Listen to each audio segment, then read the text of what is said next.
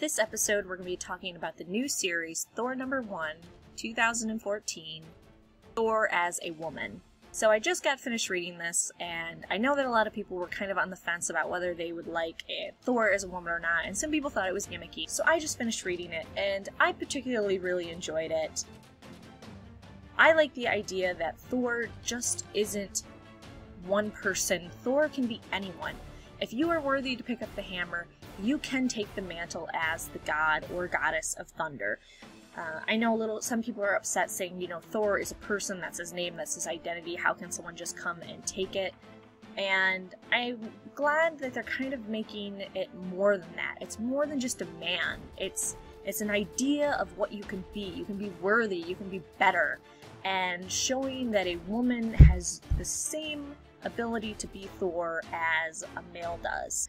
The comic was, short for comics. You don't really get a lot out of one comic usually. The comic started off with Thor on his knees, whispering continuously to the hammer, Jor. He couldn't pick it up. His friends, people were surrounding him, trying to get him to go, and nobody could. And it was utterly heartbreaking to see him on his knees, whispering to the hammer, just going, please, please, move, please. And he is just like in such despair that whatever fury gleamed from the Watcher and whispered in Thor's ear has made him unworthy. And there's a lot of speculation to what made him unworthy. We don't really have an idea. My two ideas are that either Fury revealed to Thor there was some ramification of an action Thor took that made him unworthy. So Thor did something in the past, and he didn't realize that there was terrible ramifications for that action. But after being told about it, knowing about it, became unworthy because he knew about the past thing he did. And the other thing is, it told him something terrible that Thor cannot correct and will not correct. So that makes Thor unworthy. What it could be that he ended up, what action he did with unknown ramifications could be a lot of things, because Thor, has had an exciting life. He's done a lot of things, and, sometimes in some parts of his life he wasn't the most enlightened person. But maybe he told Thor something terrible that Thor will not correct. Is interesting, because what could he have told that was so bad that was going to happen, and Thor going, I'm not going to do it, I'm not going to fix this, that the hammer would go, okay, well, you're unworthy of it. So after, we see the whispering, Odin comes and tries to talk to him and tries to, tell the All-Mother that, oh, she just coddled him and that's why he's so devastated, and Odin actually tries to pick up the hammer. And he can't do it, and he is PO'd, and, then the All-Mother goes, oh, I guess I've been coddling you too much as well. And so finally everyone leaves. Thor ends up, leaving as well to go to the weapons room and get a new weapon. And that is where the All-Mother goes, I think it's time, there should always be a Thor.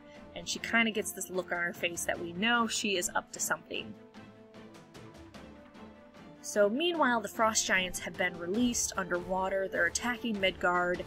Thor shows up. He ends up getting into a fight with Malachi and gets his butt kicked. And it looks like Thor had an arm cut off and is falling to the ocean floor, presumably dead. We know he's not dead, but, that's what they're making us assume. And the Frost Giants are left to go on the Earth, and we're assuming they're gonna freeze more. We then jump back to the moon where the hammer currently is, and we see a lady come and pick up the hammer, and she is decked out as a female Thor. And that's kind of our introduction to Thor being a woman this time through. I really commend them. I really am enjoying the story, even though it's just in the first issue. I like the new turn they're taking. I want to see, and I'm hoping they're going to do this, and I think they are, showing what Thor is going to be like now that he's unworthy. Really building him up, because the thing about Thor is he's been there. He's been unworthy, and he's made himself worthy. Now, let's look at it from the other perspective of, okay, I was worthy, and now I'm not. So, the journey that he goes through, because Thor is constantly learning and growing as a person. He does it a little bit slower than humans do, because he has a longer life, and you know, perhaps some stronger qualities. But, you know, this is an opportunity for him to grow and show him in a different light and show what he has to do to make himself worthy again. And I am, like, super interested to figure out what made him unworthy, you know, whether it was something he did or something he won't do, are my two best guesses. And I'm really hoping that we don't, you know, take 10 years to figure out what it is, that they reveal it pretty quickly, like, not right away, but I'm hoping that the female Thor ends up becoming a new Avenger. Some people are going to have a few pokes about this that are on the team, but overall, I'm super excited. This is something I'm going to stick with, and I am excited for the next issue.